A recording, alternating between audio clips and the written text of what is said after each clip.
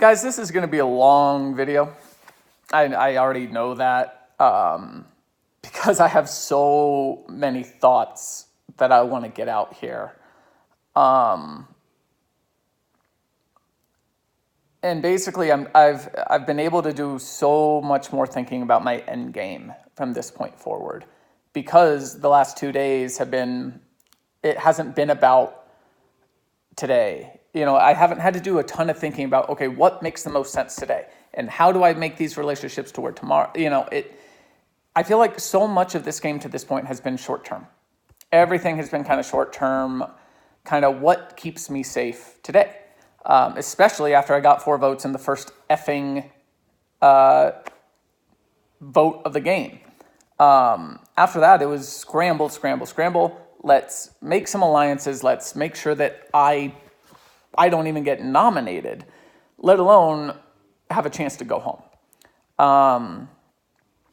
But I feel like that part of the game is starting to end, because now, you know, and I don't know if it's a complete mental thing, because now we're on the jury and it feels like a merge. And from all the times you watch Survivor, like, you know, I'm so torn right now between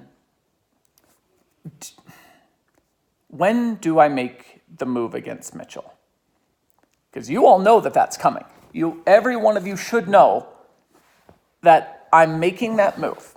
I want to make that move. I've wanted to make that move since the very beginning of the game, but it just never made sense to do it.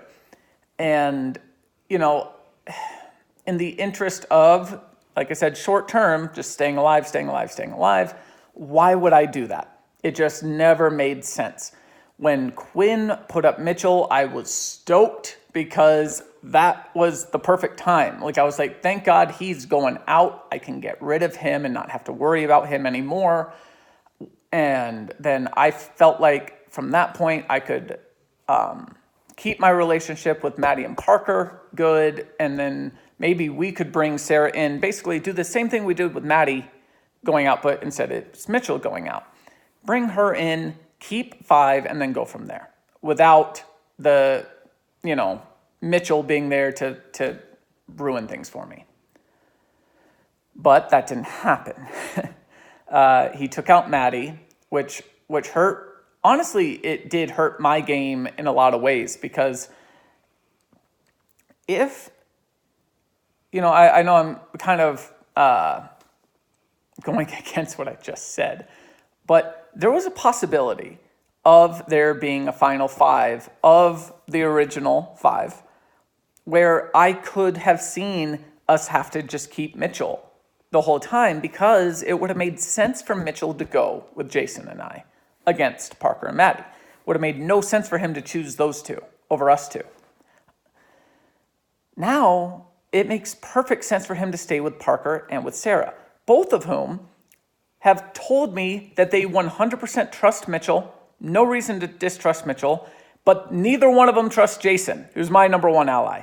So why on earth would they, if it got to final 5, I see no way other than me or Jason winning a competition, winning head of household at 5, that one of us isn't going home.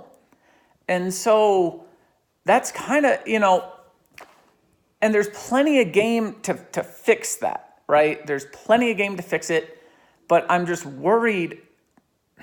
I'm worried about what's already been established, right? And I'm worried about the fact that my number 1 ally is not really that trusted amongst the rest of my alliance. Like, that's not a good spot to be in.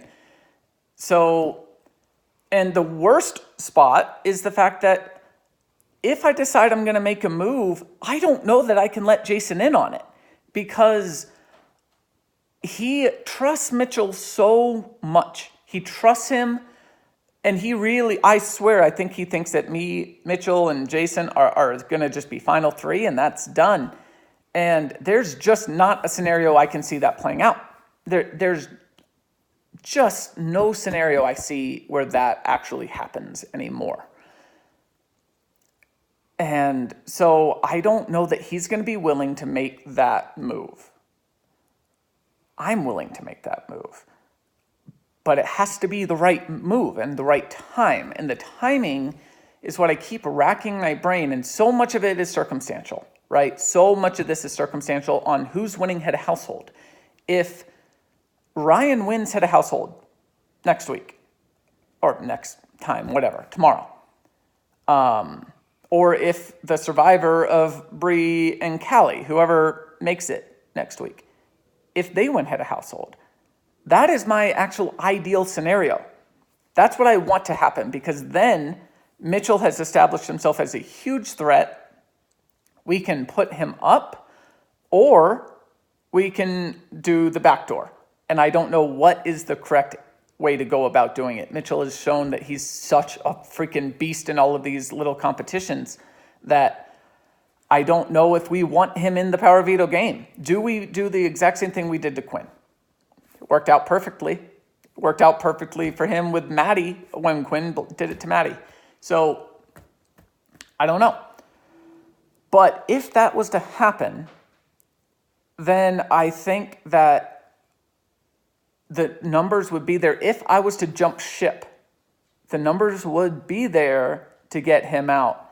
And then I wouldn't even have to say anything. I wouldn't have to even act. I mean, I could put that blame on Parker, on Sarah. I could try, I think that I could convince my group I had nothing to do with that, because I have told Jason how I feel, but I haven't been harping on that lately. And I could tell him, hey, I thought we were final 3. Like, why would I ever make that move? So it had to have been Parker, had to have been Sarah that made that. So I don't know, guys. I really don't know what to do here, because I'm just torn. I'm torn between taking it to 5, where I think that I think we're golden to get to 5. Unless, or at least me, I don't think that I'm a target right now. I think that if literally anyone was to win in the next couple, I think that I'm safe. I really do. And so do I want to make a move where I might all of a sudden really be seen as a threat? Because already I had my name thrown out there that, it was only 3 out of 10 people. I'd love to know which 3, but already think that I was pulling the strings. If I then engineer both the Quinn blindside and the Mitchell blindside, well, then damn, I might be in trouble. So I don't see why they wouldn't go gun for me next at that point. So it's such a fine line of staying safe, staying, with the 5, and then make them try to figure something out from there. Really, at that point, I'd have to just win. So it's either that or I pick my spot to jump ship, and then I try to play the middle. And I think that I'm pretty damn good at playing the middle. I think that I can convince whoever I need to that I am on their side. But I don't know. That's just where my head's at. I without knowing things, it's hard to strategize all that much without knowing what's coming. The added wrinkle is Mitchell has an advantage, right? And he claims it's the same advantage that Quinn had. I told you guys last night, I don't believe that whatsoever. So I don't know if it's a steal a vote or I don't know, or block a vote. I can't imagine it's the same. I think it's going to be something different. So I don't know, guys. I'm just racking my brain trying to think of every single solitary scenario where I end up winning this game. I think I have to get Mitchell out to do that. Mitchell would never take me to the end. Let's be clear. That would never happen anyway. So, and there's no chance it would be us two at the end. Jason and I, if it was me and Jason at the end, I win. I win because nobody seems to trust Jason. And I think that I'd have a really good story as to, the moves that I've made that I have brought Jason in with, starting with, the first alliance. Parker, I think, would be an easy win. don't want to go to the end with either returner, because I think if a returner makes it to the end, they win. And they should win because they were the biggest targets from the get-go, right? So I can't go to the end with a returner, but I kind of want to jump ship and join the returner. So I don't know what to do. And I'm going to, it's hard not to be able to really, I'm simultaneously thinking really far ahead while knowing that all of my plans get blown up the first time someone wins head of household and puts up people I don't want. And then what do I do? There's no, I can't do much from there. If next week if Mitchell wins head of household next week and he puts up Abby and Ryan, then that plan goes out the window. Parker's not turning on Mitchell. Sarah's not turning on Mitchell. So I don't know, he's going to put those two up, and that's another vote that I can't use. So I don't know, guys. I've rambling apparently now for 11 minutes about what I'm thinking right now. And that's probably plenty of time. Josh, good luck editing this thing, dude. But that's where I am. I think way too much about this game. Way too much. And here's the moral of the story, though. I don't care what happens. I don't care, when it happens. I'm winning the game, guys. I'm winning this game. I told you before the game started I was winning this game. And I wouldn't lie to you.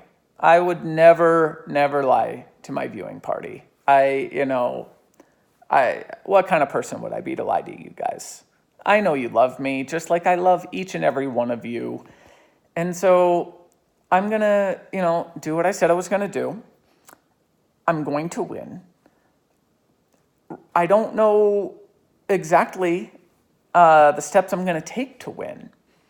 But trust me when I say I'm going to figure that out. And I might just have 2 belts by the end of this. I might just have a belt here and a belt here just for fun. And that's about it, guys.